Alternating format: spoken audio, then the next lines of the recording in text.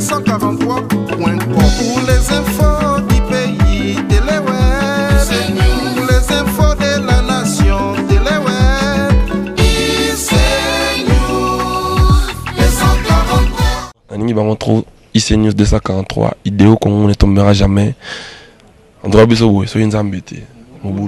ICNews 243. Francis Mia Tembo. Le bipa ma solo ezali. Eh, surtout à côté de Kitindindi. Donc Tolandaka www.icnews243 Francis Mia Tembo. Francis Mia Tembo.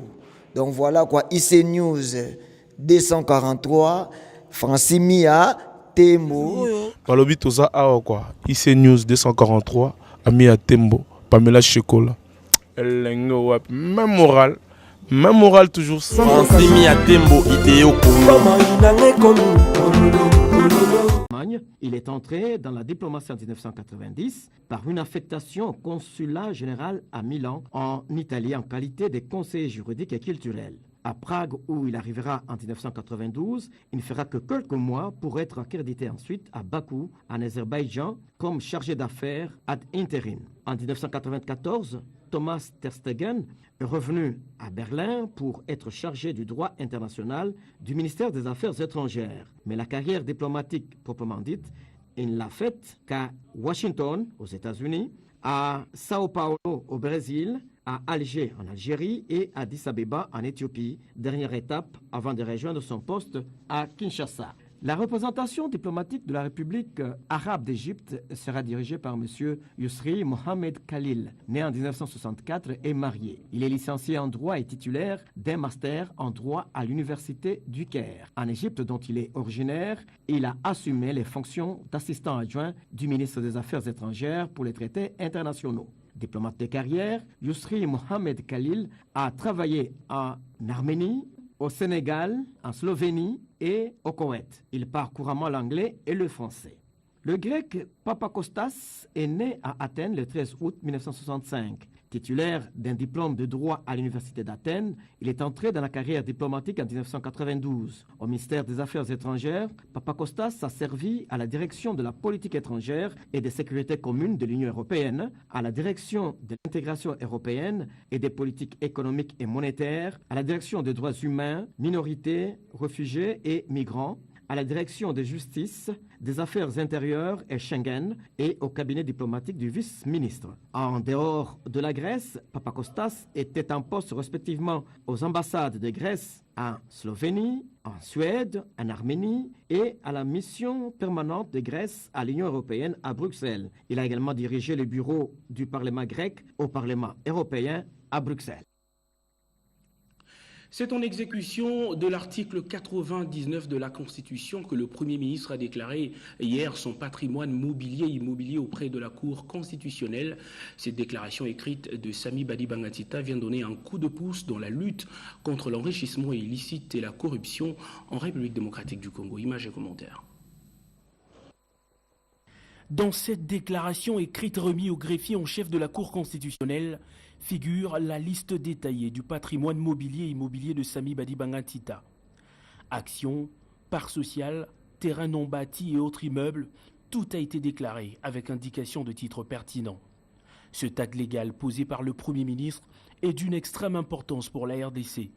Le pays est engagé depuis un temps sur la voie de la lutte contre la corruption, le blanchiment des capitaux, l'enrichissement illicite et le bien mal acquis. Une lutte soutenue par les textes légaux comme par exemple l'article 99 de la Constitution. Dans son discours programme prononcé à la Chambre basse du Parlement, le chef du gouvernement avait promis une gestion transparente de la chose publique pendant son mandat. Le jet posé ce lundi ne vient que confirmer ses intentions. Dans la suite du Premier ministre, quelques membres du gouvernement venus eux aussi poser le même acte. Fidel Tingumbaï, ministre auprès le Premier ministre, argumente sur la motivation de ce geste pédagogique. Il faut commencer par respecter les textes. On est d'abord parlementaire avant d'être membre du gouvernement de la République. C'est nous qui avions voté ces textes au Parlement. Tout à fait normal et légitime de commencer par respecter cette constitution-là pour donner l'exemple à ceux qui hésitent encore ou à ceux qui pensent qu'on peut contourner les évidences de la République. Avant de quitter le bâtiment de la Cour constitutionnelle, le Premier ministre Sami Badi Bangangitita a eu un échange avec le juge de la dite Cour. Cette déclaration du Premier ministre doit en principe être communiquée dans les heures qui viennent à l'administration fiscale par la Cour constitutionnelle. Incursion de rebelles M23 en République démocratique du Congo, les Nations Unies menacent de frapper.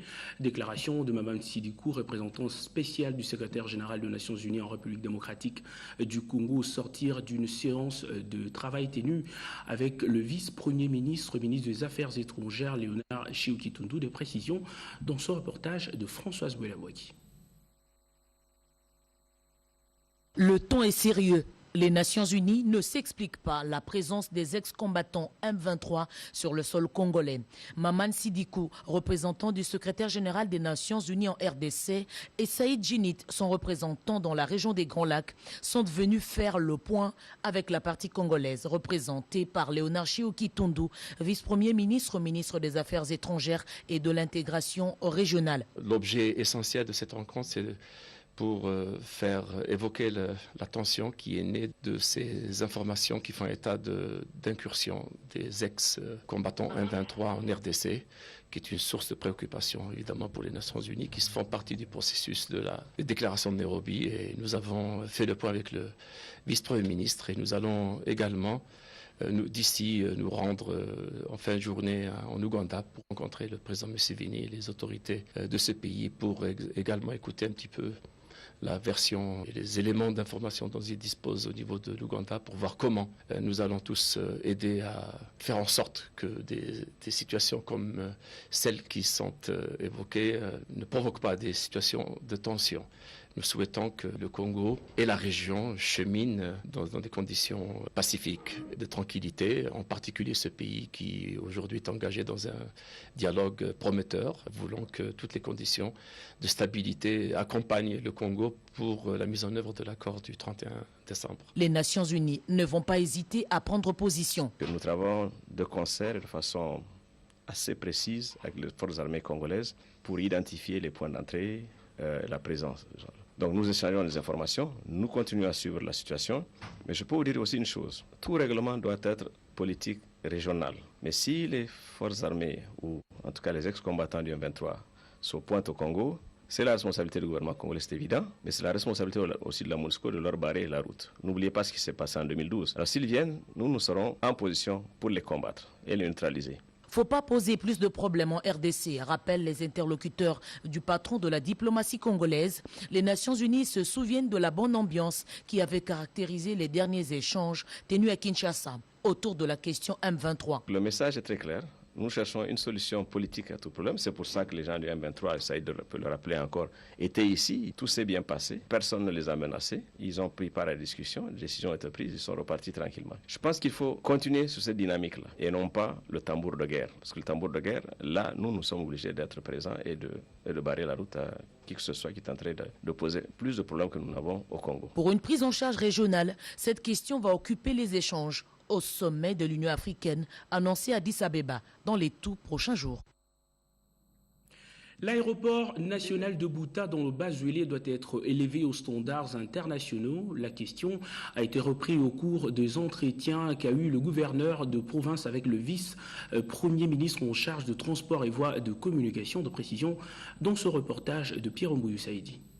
L'enclavement de la province du Bas-Zuélé, gage du processus de son développement durable et intégral, passe par la réhabilitation de toutes ces infrastructures de base, parmi lesquelles les principales voies routières de la ville de Bouta et de la centaine de routes secondaires et de dessertes agricoles qui serpentent et relient les 6 territoires que compte cette entité politico-administrative congolaise. Les voies et moyens efficaces pour concrétiser cette vision gouvernementale ont constitué le point d'orgue de la séance de travail que le vice-premier ministre, ministre des Transports et Voies de Communication, José Makila Soumanda a eu avec le gouverneur de la province du Bas-Zuélé, Arma Kasumbumbaya. Il était important que nous puissions rencontrer le vice-premier ministre en charge des transports et voies de communication pour une raison fondamentale qui est celle de notre vision, une vision qui rejoint évidemment la vision du chef de l'État, celle de la modernisation et la remise à niveau, la modernisation de notre première infrastructure aéroportuaire, l'aéroport de Bouta, puisque nous avons l'ambition de la mettre à un niveau international, au niveau d'un standard international. Il a invité notamment le directeur général de la RVA pour que nous puissions très rapidement mettre une équipe en place et d'ici sans doute 4-5 jours sortir avec un MOU, un Memorandum of Understanding, un protocole d'accord sur les travaux à entreprendre dans le cadre d'un BOT, Build, Operate and Transfer, de l'aéroport de Bouta. En vue de traduire en acte cette volonté du gouvernement, une mission interministérielle va séjourner dans les tout prochains jours dans cette partie du territoire national. Comment intégrer les énergies électriques et renouvelables dans les sources innovantes en République démocratique du Congo? La question a fait l'objet d'une séance de travail entre 3 membres du gouvernement. De précision avec, encore une fois, Pierre Ngoyou Saïdi. Le gouvernement de la République place la question des énergies renouvelables et électriques comme l'une de ses grandes priorités sociales. Cette problématique transversale a constitué le point d'orgue de la fructueuse séance de travail qui a regroupé 3 membres de l'exécutif national, parmi lesquels le vice-premier ministre, ministre des Transports et Voies de Communication, José Makila Soumanda, le ministre d'État en charge de l'économie nationale, Modeste Batilou-Kwebo, et le ministre de l'Énergie, Pierre-Anatole Matousila. Une réunion de haute facture sociale. L'objet de la réunion, c'était de voir comment répondre à l'épineuse question de l'énergie électrique et voir comment intégrer cela dans les sources innovantes pour qu'on puisse accroître l'offre de l'énergie. C'est un problème qui est d'actualité, c'est un problème épineux qui préoccupe la population et formuler des propositions à la Commission économique et financière du gouvernement. L'Association internationale de parlementaires pour la paix, c'est cette structure lancée par la Fédération pour la paix universelle. La cérémonie de lancement a eu lieu hier au Palais du Peuple en présence du rapporteur de l'Assemblée nationale, Marie-Calan Moussas.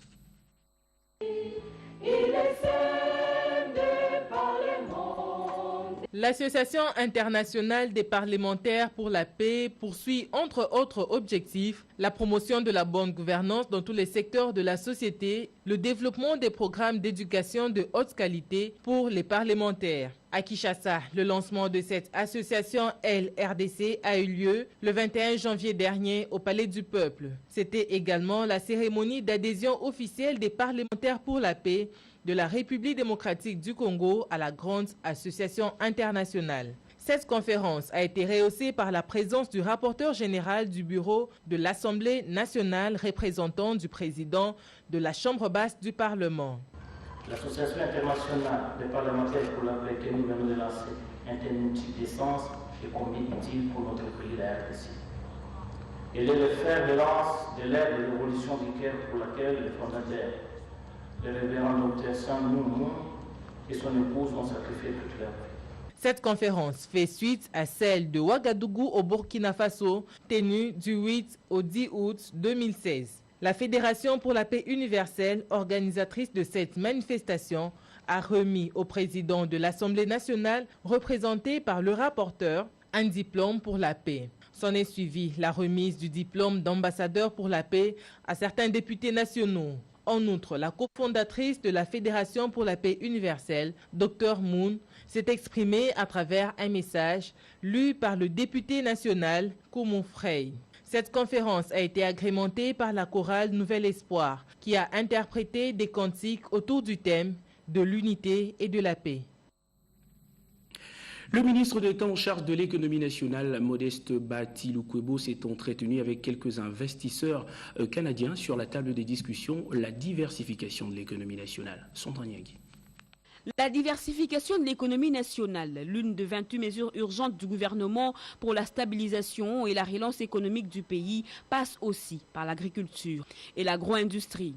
Le ministre d'État, qui a à sa charge l'économie nationale, a échangé avec une frange d'investisseurs canadiens du groupe Fab Congo, désireux d'étendre leurs activités dans plusieurs secteurs, notamment la minoterie et la pêche industrielle. Cette firme costaud, qui pèse 25 millions de dollars d'investissement, émet le vœu d'accompagner la RDC dans la lutte contre l'insécurité alimentaire. On a présenté un projet de minoterie et un projet d'expansion dans le secteur agricole du point de vue de consommation de maïs et plantation de maïs, ainsi qu'on a parlé aussi de la pêche industrielle.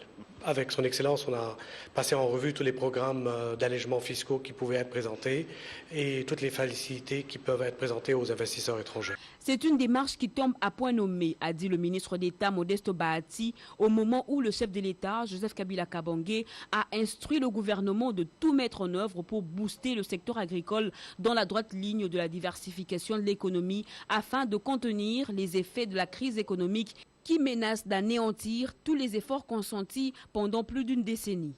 En bon communicateur, le ministre d'État Modeste Bahati Lukwebo a expliqué à ses interlocuteurs les différentes réformes mises en place par le gouvernement pour attirer plus d'investisseurs. Et hier, tôt le matin, le ministre d'État en charge du Travail, Emploi et Prévoyance sociale a effectué une visite dans quelques structures sous sa tutelle, question de se rendre compte de leur fonctionnement. Vital Pagabita. Tout a commencé par le chantier sous l'avenue du Haut Commandement. Ce bâtiment en pleine réfection devra abriter les bureaux de la direction provinciale de l'Office national de l'emploi ONEM Kinshasa. Selon la directrice générale de l'ONEM, Angélique Ikoudi, ce projet est réalisé grâce au partenariat de la BAD, Banque africaine de développement, dans le volet PED, Programme Emploi Diplômé. Après le Haut Commandement, direction l'avenue de la Gombe, où se trouve le siège de la direction générale de l'ONEM. Ici, le ministre d'État en charge du Travail, Emploi et Prévention sociale, Lambert Matouk Memas, qu'accompagnait le vice-ministre Sédé Azaboussou, a eu à visiter les bureaux, notamment la direction administrative, la direction technique, avant de signer les livres d'or, ceux en présence de la secrétaire générale au Travail et à l'Emploi. L'ONEM a grandement besoin de l'outil du travail pour remplir correctement sa mission, la promotion de l'emploi et l'organisation du marché du travail. Là-dessus, les ministres d'État rassurent. Nous sommes là pour accompagner l'ONEM. Comme nous en sommes à l'étape des visites, je crois que nous accordons à tout le monde les bénéfices de la perfectibilité. Nous allons travailler ensemble. L'ONEM a une mission très importante. Nous allons l'accompagner dans cette mission. Pour l'instant, avec ce que l'ONEM fait, lorsque quelqu'un a besoin de trouver du travail, si il approche l'ONEM, il a la réponse qu'il faut pour trouver du travail. Et une autre visite surprise, cette fois-là, c'est celle du ministre de la Culture. Constat de Sylvain Maurice Macheke, l'absence remarquable de responsables et agents de cette structure. Regardez. Lundi 23 janvier 2017, journée de surprise, alors que l'on s'y attendait le moins, Madame Lapluie s'est invitée à Kinshasa. Autre surprise, c'est la visite d'inspection du ministre de la Culture et Arts dans quelques structures sous sa tutelle. Le constat est simplement désolant. Il est 8 heures à l'Institut national des archives du Congo. 4 personnes seulement sont à leur poste, dont la directrice générale. Après l'ENACO, Sylvain Maurice Macheke s'est rendu au secrétariat général à la Culture et Arts. Parmi les absents, le secrétaire général et tous les chefs de service. Dans cette structure qui emploie des dizaines de personnes, 2 seulement ont répondu présents.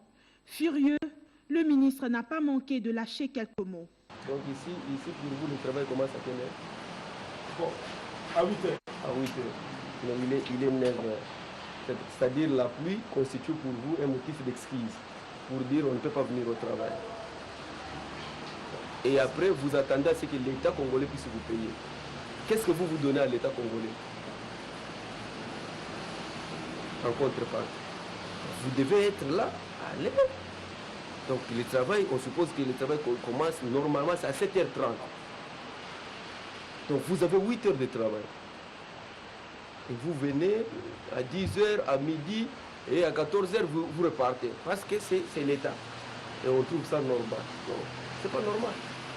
C'est pas normal. Votre chef devrait être le modèle. Voilà, je suis là, moi je suis ministre. Je pars de chez moi très tôt matin. Je fais la ronde et tout ça. Et finalement, je suis chez vous. Je constate que le secrétaire général n'est même pas là. Et il n'y a que 3 agents pour le secrétariat général. Tout l'ensemble. Toujours dans ses manches retroussées, le numéro 1 de la culture et art a pris la direction du Fonds pour la promotion culturelle. Ici, le directeur général, son adjoint et les chefs des services sont absents. Moi? Non, j'étais là et quand vous êtes venu, je suis arrivé là pour vous voir. C'est pour cela que je suis venu.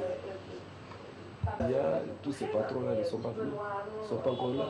Ils considèrent que bon, c'est un motif, alors qu'ailleurs, ce n'est pas le cas. L'infatigable Sylvain Maurice Macheke a clôturé sa tournée d'inspection à l'Institut des musées nationaux du Congo. Même situation que celle vécue ailleurs. Il est 10h30, le directeur général n'est toujours pas à son poste. Les prétextes avancés par quelques agents trouvés sur place sont cousus des fils blancs. Le ministre de la Culture et Arts boucle cette tournée dans une déception la plus totale. C'est sûr et certain qu'il invitera les responsables des structures sous sa tutelle pour imposer un autre rythme de travail.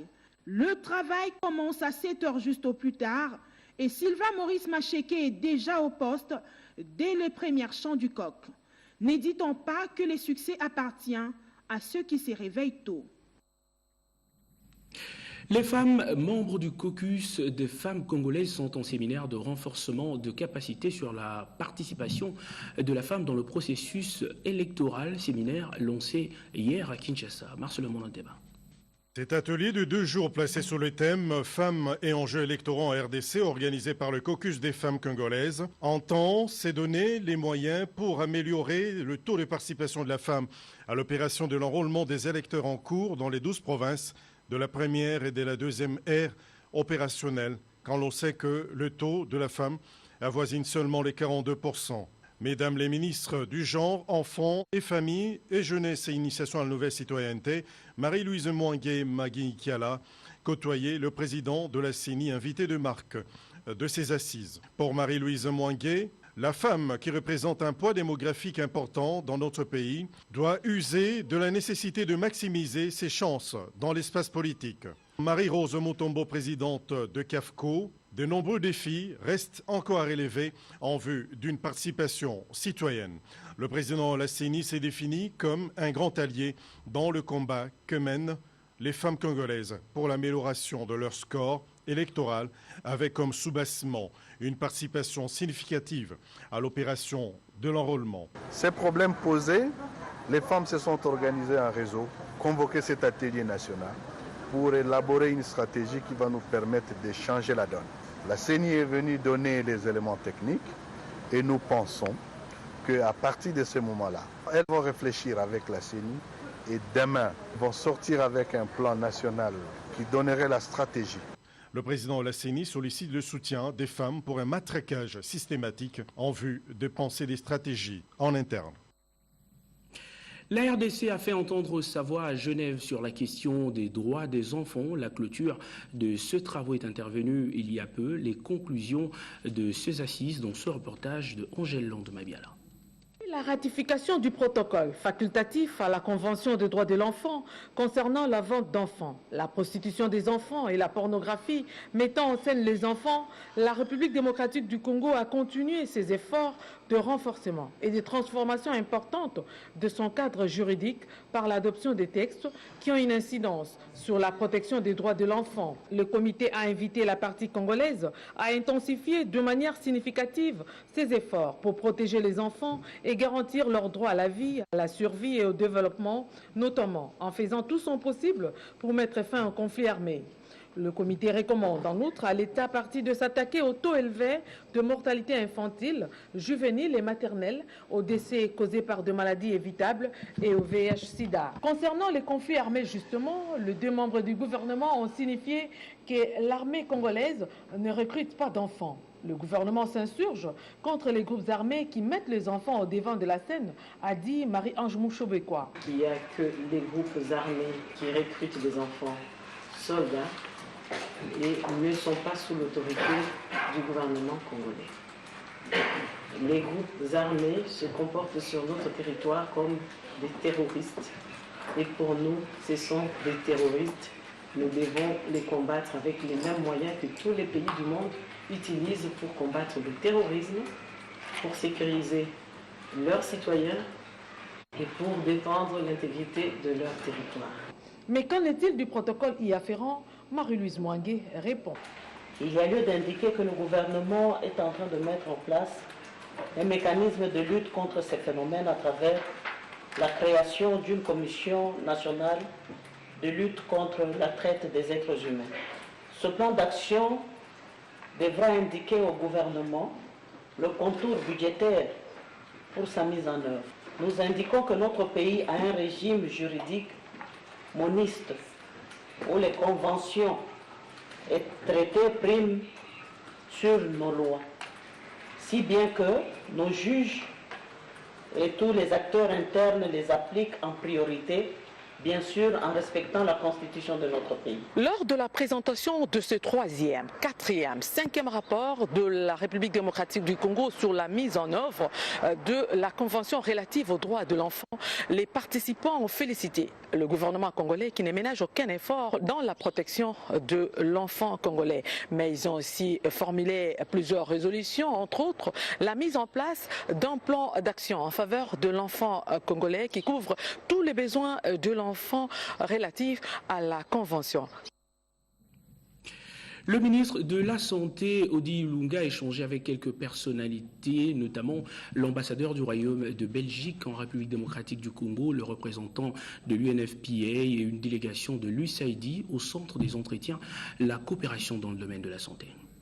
De réaffirmer son engagement à soutenir le ministère de la Santé dans la lutte contre les trypanosomiases. Bruxelles vient de débloquer 3 millions d'euros pendant 3 ans pour lutter contre cette épidémie. L'ambassadeur de Belgique l'a dit à l'issue de l'audience qui lui a accordé le ministre de la Santé, le docteur Oli Ilunga. La Belgique vient de débloquer des fonds pour aider la RDC à lutter contre la trypanosomiase.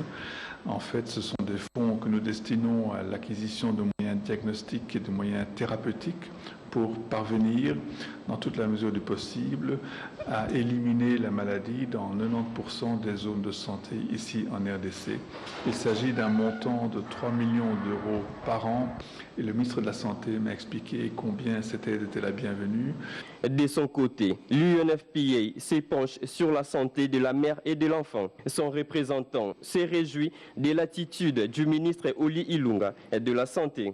Il a été question de femmes et d'enfants, la santé de la mère et de l'enfant. J'ai trouvé un scientifique, un monsieur qui a de l'intérêt pour les populations et je crois que ça m'a énormément plu immédiatement. Je n'ai pas trouvé un politique, j'ai d'abord trouvé un homme qui veut faire améliorer les conditions de vie des femmes et des enfants de ce pays. Ensuite, j'ai retrouvé le politique avec la vision stratégique de développement qui rentre dans un cadre déjà qui va avec les grandes visions de développement de la RDC. Avec la délégation de l'USAID, il était question de la coopération en matière de santé entre le gouvernement congolais et cette organisation américaine. Et c'est tout pour l'actualité en images. Le complément, c'est avec la lecture de journaux parus ce matin à Kinshasa. Serge Mata est déjà sur ce plateau pour la revue de presse. Bonjour et bienvenue Serge. Bonjour, merci Patrick Moukoui. Tout d'abord, accord du 31 décembre, bride d'espoir, s'exclame la prospérité. Si longue et donc la nuit, le soleil finit toujours par poindre à l'horizon. Initialement prévu chez Cédille le journal La Prospérité pour 3 jours.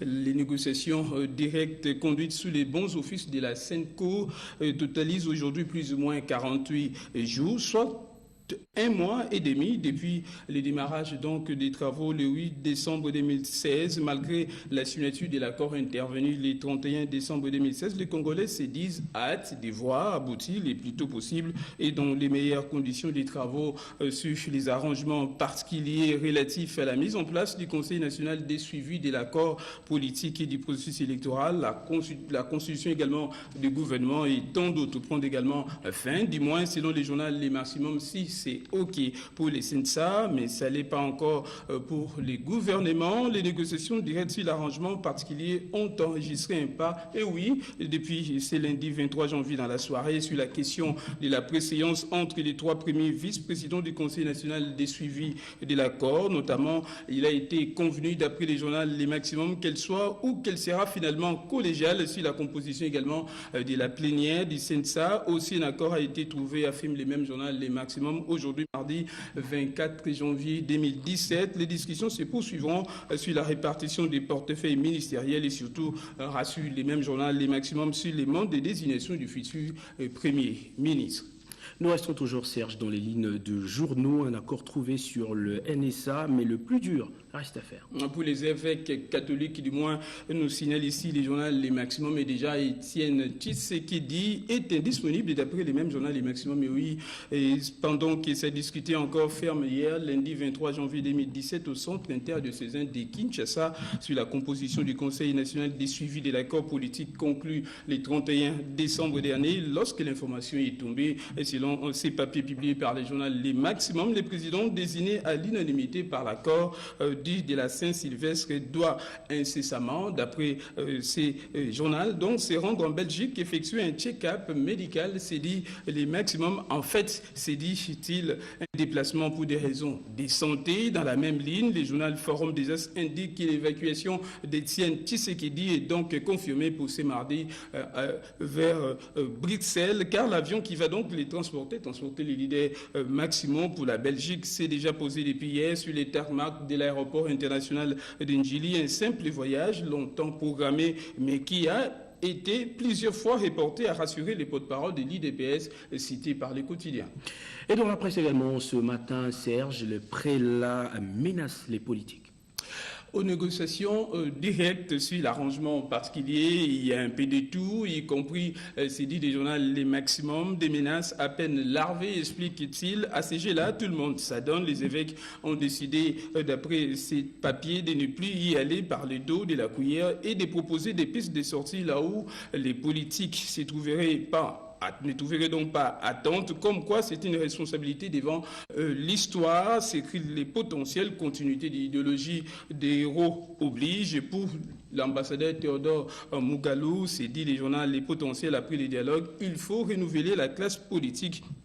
C'est, dit-il, la nation congolaise est prédestinée à un destin de grandeur selon des desseins de Dieu. Dans cette optique, écrit-il, dans cette quête donc de grandeur 2017, se présente donc comme l'année charnière pour le renouvellement également de cette classe politique par la prière et les votes du souverain primaire. Cette année doit aussi être également du pardon. Et pour les vice-ministres de la Défense nationale, Corneille Massoissois, qui s'interroge sur la légitimité des travaux du centre interdiocésain, il indique donc, selon les journaux l'exclusif qui rapporte un petit peu ces propos, c'est donc par les besoins de sécurité à notre connaissance que les chefs de l'État, Joseph Kabila Kabange, avait donc demandé aux évêques l'émission des bons offices pour ramener donc certaines brebis galeuses. Explique donc les journaux d'adhérer au compromis politique du 18 octobre 2016 et ce conformément à l'article 24 du dit accord, mais à la plus grande surprise de toute personne éprise d'épée, la SENCO s'est arrogée, dit les mêmes journaux exclusifs, les pouvoirs d'organiser un dialogue bis qui n'a aucune légitimité de ces faits, un fruit, c'est dit-il, de leur imagination pour satisfaire les indécis, nous disent toujours les journaux, afin d'assouvir à leurs propres besoins. Et pour terminer, Serge, on a également parlé sport, dont les journaux parus ce matin à Kinshasa. Enfin, aujourd'hui, l'RDC sortira sa dernière carte contre le Togo, écrit Le Potentiel. Et d'après donc ces papiers qu'il a publiés ce matin, on peut lire que les léopards de la RDC ont encore leur destin en main dans cette Coupe d'Afrique des Nations CAN Gabon 2017. Leader du groupe C avec 4 points après sa victoire sur le Maroc et les matchs nuls contre la Côte d'Ivoire. Se rappelle encore le quotidien. La République démocratique du Congo aura donc une dernière carte à sortir face au Togo ce soir pour valider son ticket pour les quarts des finales. C'est dit les journaux. RDC Togo, match à enjeu, se dit-il, à défaut d'une victoire, un match nul suffira donc pour que les léopards de la République démocratique du Congo passent en quart de finale. En cas de victoire togolaise, la République démocratique du Congo fera ses valises, craint les quotidiens. Une fois de plus, ce sera un duel entre les deux entraîneurs qui se connaissent bien, Claude Leroy du côté togolais et Jean Florent Ibenge pour les Congolais, explique les quotidiens, les potentiels. On attendra donc cette petite finale de la CAN ce soir sur les antennes de la RTNC. Merci Serge pour ce complément d'actualité. On se retrouve très prochainement. Au revoir. Et ce journal est complètement terminé. Merci à vous de l'avoir suivi.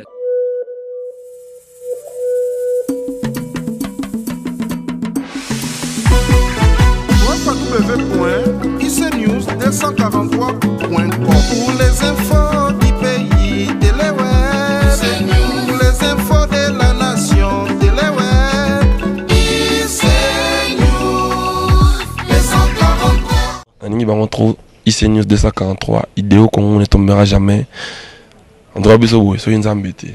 IC News 243, Francis Mia Tembo, le bipa il m'a solo ezali.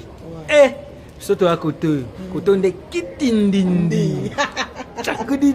Donc Tolandaka, www.icnews243, Francis Mia Tembo. Francis Mia Tembo. Donc voilà quoi, IC News 243, Francis Mia Tembo. Balobi toza awa quoi, IC News 243, Mia Tembo, Pamela Chekola. Même moral toujours. Francis Mia Tembo, idéo Congo.